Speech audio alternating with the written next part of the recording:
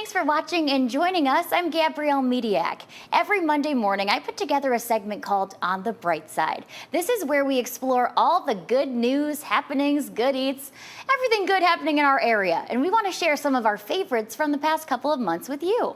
May kicked off nesting season for snapping turtles across Pennsylvania, and there's probably a good chance you're going to end up encountering one at some point, whether you're out on a hike, out on the water, even crossing the road.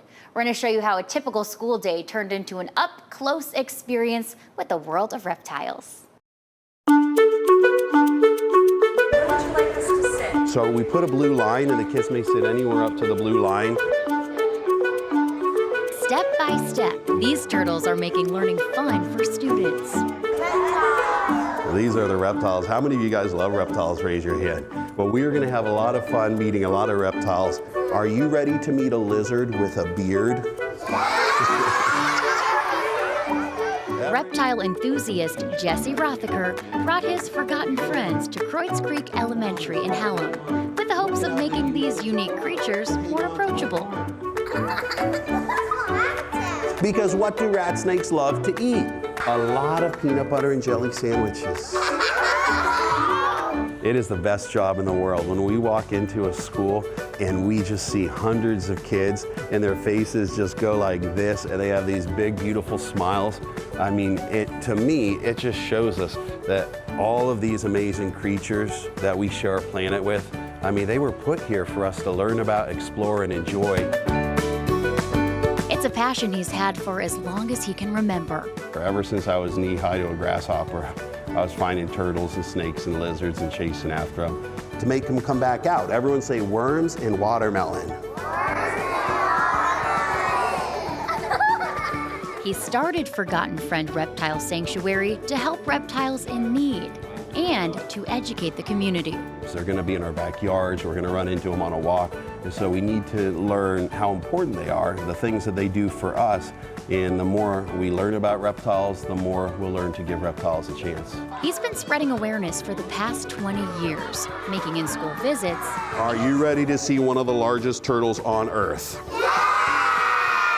And making videos online, sharing advice on what to do if you encounter one of these creatures. My son and I were on a bike ride last week and we ran into two very large snapping turtles.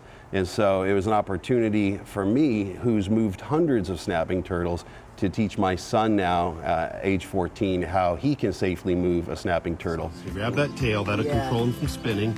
You get that other one underneath. So you're gonna hold that tail with one hand and get your second hand underneath and lift up the turtle while you're holding the tail and supporting the weight with your other hand. And that way it's safe for you and it's safe for the turtle. Jesse says his goal is to help kids develop an interest in these animals instead of an anxiety surrounding them. Let's say you're on a hike down in Florida. Red touches yellow. Do you pick it up? Definitely not. We want kids to be comfortable around reptiles. A lot of people grow up with an ignorance and a fear factor about reptiles, and so we want to overcome that by bringing them into an environment where they can laugh and learn with reptiles. They're going to spin the tail and go whoosh. And to be able to share that with the next generation, to put a passion in their heart like I have in mine for these animals, I mean, it's the best job in the world. I just loved that one so much. Forgotten Friends puts out different educational videos right online. You can find a link to those on fox43.com. Well, moving on to our next story, a York family recently launched a dedicated play space for kids. We're going to show you how the Beach House Play Center is meeting a need for the community's littlest ones. I fixed it too. I locked it too. Like most kids, You made it. 3-year-old Graham Beach is constantly on the move. Pizza. He is just a very imagination-driven kid who's always looking to be into something. His mother, Emily, created the Beach Playhouse with him in mind. It's designed for kids ages 6 and under. A niche she says was sorely missing in the area.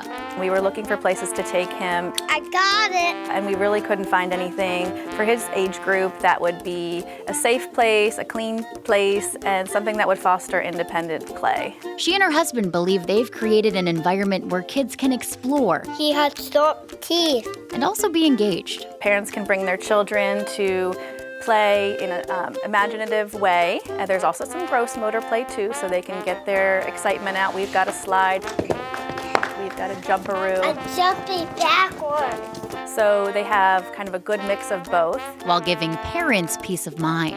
It's an enclosed space. You can see your child from anywhere in the room, and you can just let their little imaginations run wild. Ice cream. For many, the Beach Playhouse has become a community hub. We have a lot of people that have become members just because they love coming in here. They love to be able to just watch their children, meet a friend, have a coffee together, and still be able to interact with their child without being too into their play and just kind of letting them figure things out. Among the regular visitors is Trish Smallwood. She brings her grandchildren, Cora and Lucas. Trampoline. I would like 20 more trampoline. The kids are with me all week, so it gets them out around other kids, gets them new things to play with and meet new people. It's a nice place, especially on rainy days or days that it's going to be super hot in the summer, get the kids out around other kids and just go somewhere different. Lucas's excitement, I like to watch it too. a testament to the vibrant space the Beach family is giving the youngest members of our community. And the Beach Playhouse hosts their open hours on Facebook every week. Our next story is in Cumberland County, where a landmark will continue to teach future generations thanks to a nearly 2-decade effort. We share more on the labor of love behind preserving the Enola Miller House. There's a lot of meaning to this local landmark. Just a few years ago, the historic Enola Miller House in East Pennsboro Township was at risk of being torn down. We fought for about 17 years to save this house. Saving the home of the namesake of the town of Enola and the Enola Rail Yard took a lot of manpower and money to execute, but the community stepped up to preserve it. The move of the home, the expense was undertaken by the developer of the land. They really did a great job. They took the house and they had it all cabled up so it wouldn't come apart because it is a 180-some-year-old house, built in 1841. The house estimated weight is 440 tons, so they put about 30 wheels underneath the house.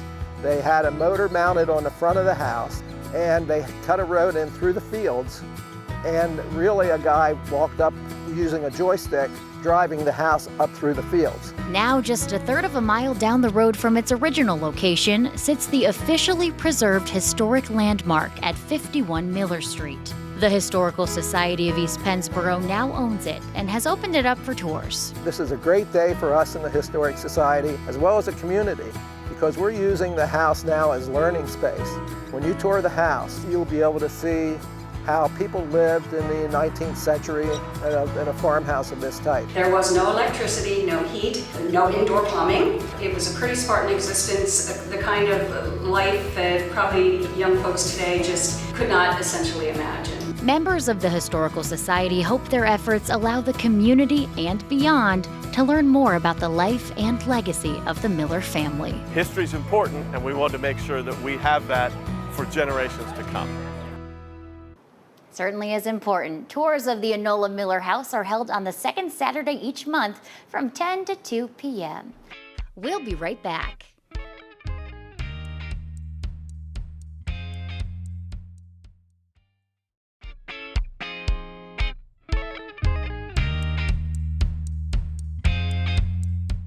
Well, moving on over to Lancaster, one cheer team is proving inclusion and determination can lead to some incredible achievements. We're sharing the vision behind Vizion Athletics. They tumble, they stunt, they dance, and they do it all with an inspiring passion. This is the Cheer Abilities team with Vizion Athletics. bringing people of all abilities together across Lancaster, York, and Berks counties. We have children with autism, cerebral palsy, Down syndrome, anything. We're just welcoming to whoever would like to try and do competitive cheer and be able to just go out there and compete like every other child does. This squad of 16 athletes span from ages 5 to 31 years old, and they're redefining what it means to be a competitive cheerleader. So they're doing every component that every other team is doing. It just might be at a little bit slower a pace or modified to whatever their disability is, and then they get judged just like every other team. For Heather Halderman and her husband, the vision for cheer abilities was simple. For them to feel like they have a place and be able to do anything that anybody else can do. And that mission is being accomplished both on and off the mat. We really see them coming out of their shell, like those who might have been shy or not sure if they could do things.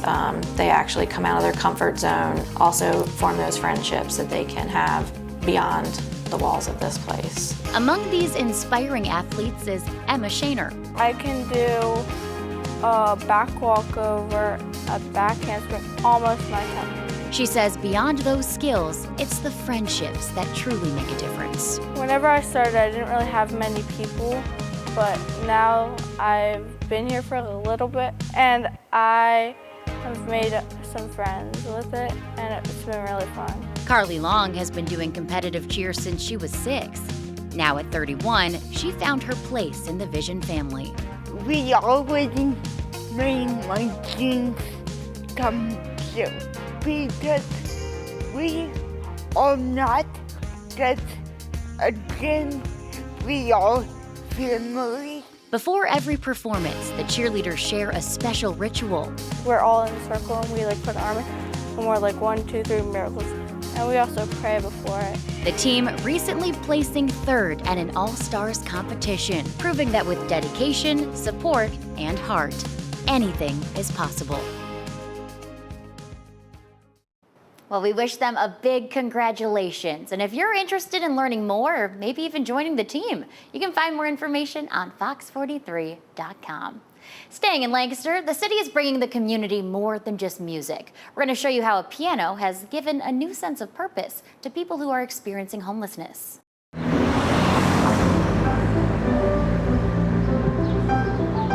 We're just so excited that it's now out here in public and getting a lot of attention.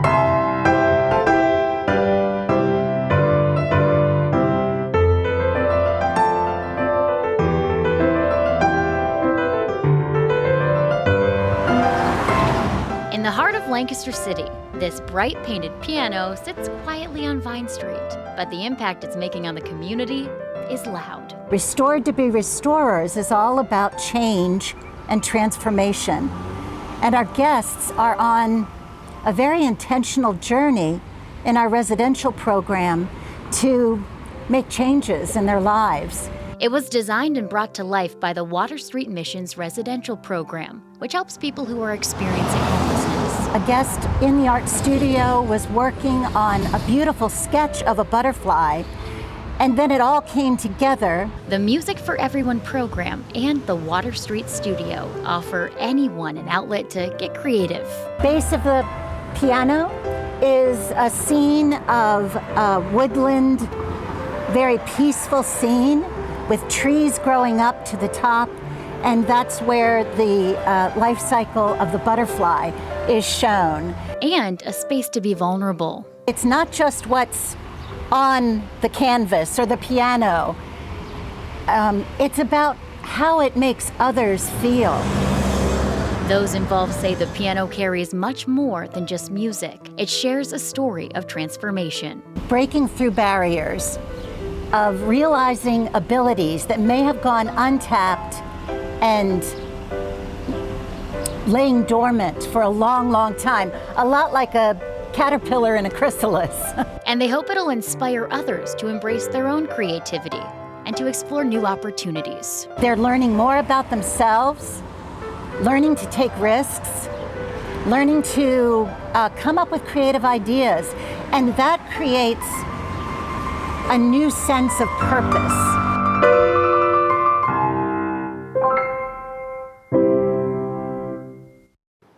that piano will be kept out all summer and into the fall.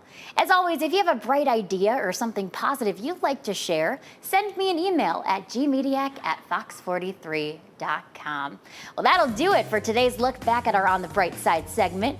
Make sure you watch more stories like these every Monday with us on Fox 43 at 6 a.m. Have a great rest of your day.